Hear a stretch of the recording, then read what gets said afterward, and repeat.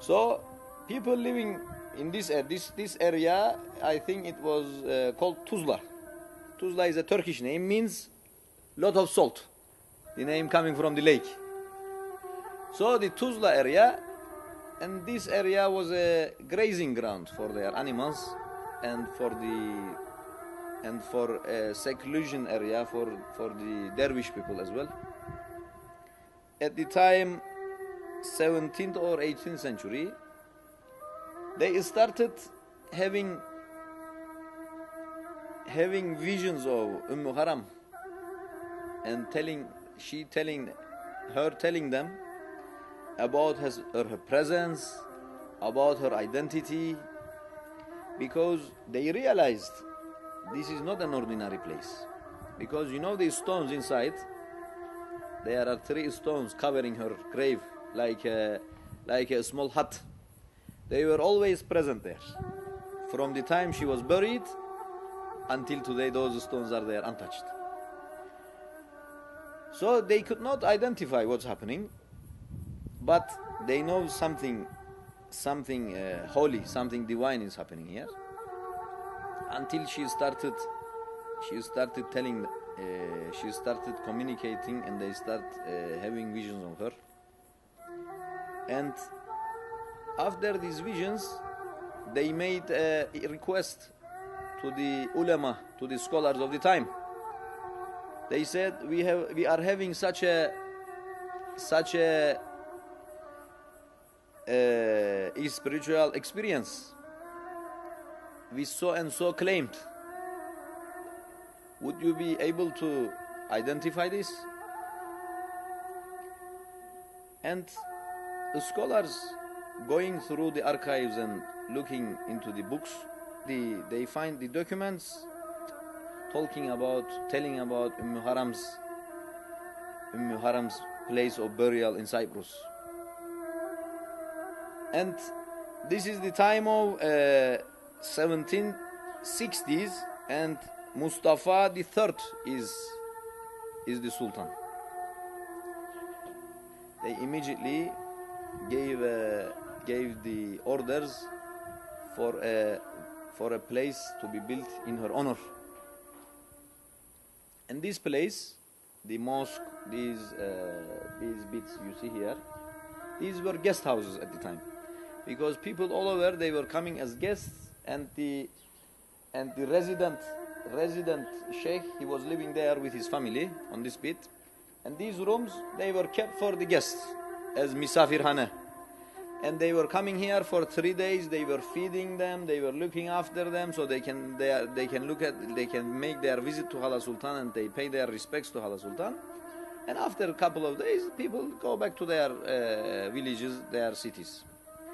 I never forget my grandmother, her name was Amina as well, and she was telling me in the year 1990, she passed away in 1991, she was telling me how she was living in Nicosia at the time, and she said every year we used to come here on donkey back, bringing cheese, olives, olive oil, bread for them as a present, and they used to leave 3 o'clock in the morning, and they used to reach here 11 o'clock, 12 o'clock this time.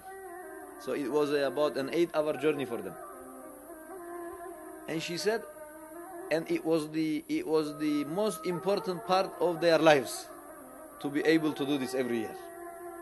It was like a small hajj for them, a small pilgrimage for them, to be able to come and visit the Tekke Umm Harам and pay their respects and do their prayers and go back to their villages afterwards.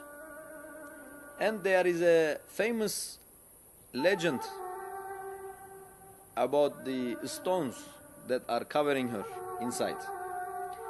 And the legend says during her travel, she was staying in a monastery. She was invited to stay in a monastery for a night. And when she was staying in the monastery, she saw these very big stones inside the garden, in the garden of the monastery. And she inquired, she said, what are these stones for? And the monks in the monastery, the nuns, they said, we really don't know. These are from ancient times. They are here, and we cannot really move them because they are so huge and heavy. And she said, is it possible for me to buy them from you if you don't need them? And they said, what are you going to do with them? You can't move them. She said, never mind. If you don't need them, I would like to buy them. And they said, okay, if you want them so much, we give them to you as a present. And she said, okay, present accepted. And they will be collected when the time comes. This is the legend. And they say the night of her burial, those stones came from Syria by divine power to sign, to be a sign on her grave, so her grave is never lost or missed. And the other part of the legend, they say the top stone, it is called Hajar al-Mu'allak. The top stone never touched the bottom ones. And my grandmother, who passed away, grandmother who passed away in 1991, she was so strong on this point. She said to me, I see many times the top stone never touching the bottom. But her sister, her daughter, my grandmother, she never saw it, because in that time gap, it was the time of British, and they say the British, they plastered the walls and they fill up the gaps. So we really don't know how this was possible, because we have never witnessed it ourselves. But you can find a lot of reference for the Hajar al-Mu'allak in history books, in ancient books, even in British books. When they first came to the island in 1878, they made a very deep research of the island, and she is mentioned in their books as well. They say this stone is 14 tons. Look how big is it? How big is it? Look. Of course, the most important part of this place is herself. It's not the stone. She is the most important part of it. Her presence, her closeness to our Prophet, and her determination to serve God in that old age, to carry out his faith, to come all the way from there and leave her body here. On the island, it is the most important place for Muslims. Now it's as you see, this place has been completely refurbished by the international organizations, and it is declared as a World Heritage Site. This is Star of Dawood alayhi salam. This is new Muslims, they consider it to be sign of Israel. But this is not sign of Israel. This is sign of Hazrat Dawood. And Hazrat Dawood and Hazrat Sulaiman is our prophets.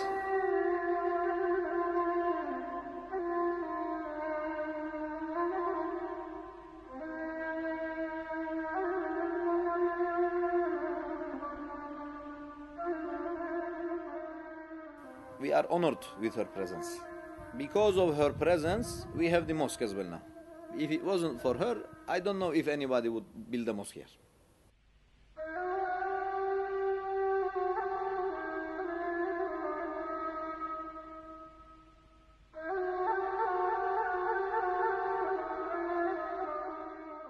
So this is called kursi.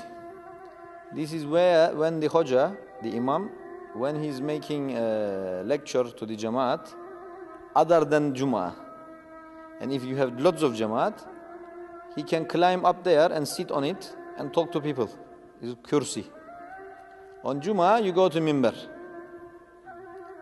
You will find this in the other mosques in Cyprus. This is a traditional wooden structure where you can see it everywhere.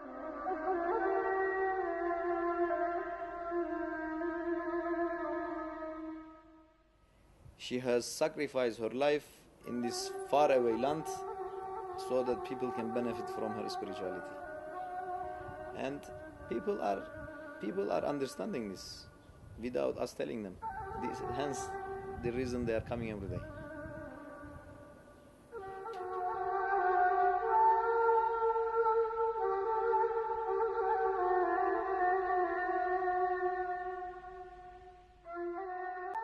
God is everyone's God.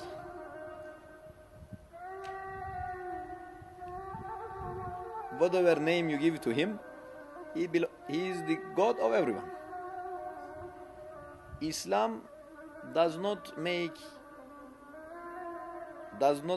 separation. Islam looks at all the humans as Bani Adam, meaning children of Adam. It doesn't matter what faith they carry, they are Bani Adam. We don't say, oh, God belongs to us. Part of Islamic faith, you have to accept all prophets, starting from first man and first prophet Adam, Hazreti Adam, till the last prophet Hazreti Muhammad. In between, we accept all the prophets.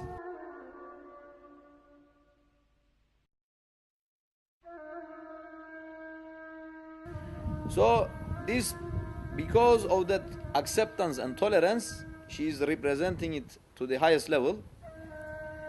People maybe with their mind, they don't know why they are coming, but with their heart, they are coming. Because mind can trick you, but heart cannot trick you. Allahu Akbar, Allahu Akbar. Ashhadu an la ilaha illallah. Ashhadu an la ilaha illallah.